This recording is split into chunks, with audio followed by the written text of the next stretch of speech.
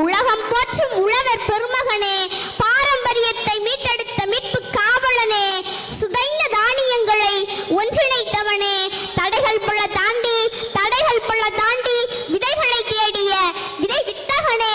சலிப்புள்ளாத சகவத் பண்ணை கொண்ட சரித்திர நாயகனே, தன் பெயரையே நல் ஜெயராமன் என்று கெதட்டில் மாற்றிக்கொண்ட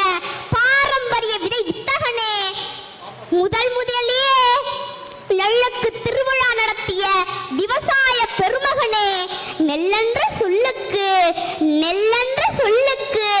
உன் பெயரே